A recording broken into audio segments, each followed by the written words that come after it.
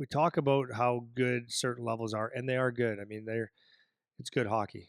It's good hockey. Like you get the best players in that age group for It's as good as it can as be. good as it can be, but it's like so far off from what hockey will be if you move on, Mm-hmm.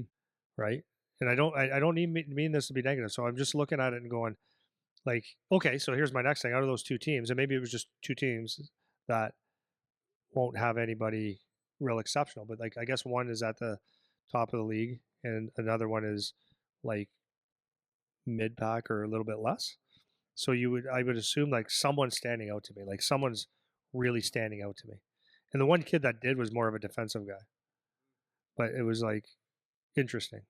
So so my last piece of that is like, um, so much goes into it as like the anxiety and the emotions and the what do we need to do next? Like this team's here's one like because I was talking in a consult the other day about someone wanting to move teams again. They were in the GTA, and I'm like at what point do you stop? Like that's what I said. Like at some point you got to stop and you got to stick with the team and go because no matter what you do is going to get whatever your problems are here going to be somewhere else or something else is going to come up. Yeah. I don't know what kind of rant that was, but No, it's kind of like throwing a few bows on that, I guess. Um, you said a bunch of stuff there, but one of the things was you're talking about how difficult it would be if you were a scout or you don't know if you could scout. And I remember Dalton Prout talking. He's a pro scout now, and he was talking about how you have to try to find the good because for people like you and I, or even higher level people that are scouting for higher like pro NHL, OHL, whatever, it's easy to find the holes in kids' games because all their game is holes. Because to your point, that this isn't what hockey is going to be, right? This isn't what it turns into something much different than what it is at minor hockey. So if you're watching players or you're scouting, you're trying to find the good points of their game because if you try to find the bad points, all you're going to find is bad points because unless you have a particular standout player, which those are your first round, second round, high end guys, right? But outside of that, it's like how do you find a 11th round pick? Like what are you looking for, right? So it's like if you can't find the good, then all you're gonna see is the holes, and like of course you don't want the guy that all their game is holes, right? So it's hard to see. But I was flashing back when you were talking to a couple teams in our area that are really or were and still are top end AAA teams, and this would have been 2 years ago, so they would have been at the time, let's say U13. And I remember there's a lot of buzz about these two teams. And I've said this before on the podcast, how I like drank the Kool-Aid. I was like, okay, like these guys must be unreal. Like all I'm hearing is the buzz. And so I went to watch them play, and it was exactly what you said. It's little kid hockey. It's little kid hockey. The fastest guy can skate by everybody. The strongest guy can blow through everybody. The guy with the best shot scores. You know, and you have guys that obviously have a little bit more than others in terms of ability, but I was expecting exactly what you're saying, the systems, the passing it around, the strategy of the game. And I think that's yeah, and I think that's probably maybe not the only thing, but one of the big things that I notice when I watch, even with some of the U18 teams that we play now, it's like there's not a lot of strategy that you see. So even teams that have their systems, it's not like this is our system, and then if they do this, we'll do this. It's kind of like this is what we practice, just go do this.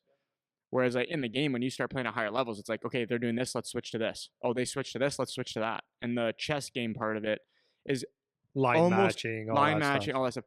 It's almost 100% absent in youth hockey. Like very few coaches that I know, very few teams that I've played for in youth hockey had that from their coaching staff, where it would be like, we're actually going to play some strategy here.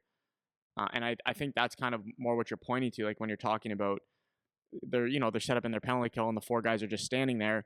The other team is just passing it around. It's like, okay, it looks like they have a set power play penalty kill, but they don't really because they don't know how to. This wasn't right because like they don't know how to attack and then counter attacks and then counter the counter and work around because that's not part of the development yet because they're just trying to figure out how to play their positions even or they're trying to figure out how to not miss their passes.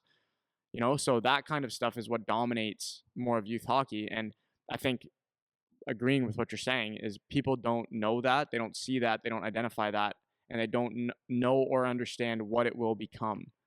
if they play at a higher level. If they play at a junior A level or an OHL level or a college level, or whatever. Because I'll tell you right now, like when I was playing university, the whole game was just systems, and like the team that I played for, we would just systems teams to death because we didn't have the high end ability on our team. So every single thing that any team did, we had a thing we were going to try to do against it. We would study film on it. We would go through their systems. We would watch them do their breakouts against other teams. We'd watch them do their end zone against other teams. We would watch their key players and it'd be like, okay, this guy likes to do this. Here's our strategy. This guy likes to do this. This is our system. We're going to use this breakout because they do this forecheck and all that stuff. And you don't see that in youth hockey. That's not there. So even if you think you have a kind of a grasp on it as a coach, you don't really, because it changes so much. And the game becomes all of that. We didn't even touch on roles there. Like you mentioned roles, but without even getting into that, like players don't have them. Yeah. Players are just playing. Yeah, and my point of that wasn't to say that needs to be. Right. Right. That's not what I was saying about It's just it. pointing out like, the difference. Just right? pointing out the difference of Yeah. like how different the youth hockey is. So my other point to that is if you are a team that can recruit and get the best 8 to 10 guys or the really top end 8 to 10 guys, then the coaching is almost irrelevant because you're just going to have better players. Like I saw it with my own eyes, and you might be able to run a little bit better systems and stuff, but whatever you're teaching, because the skill level is so much better, right? It makes it easier. Yeah, I don't know. And then it was interesting. I don't know.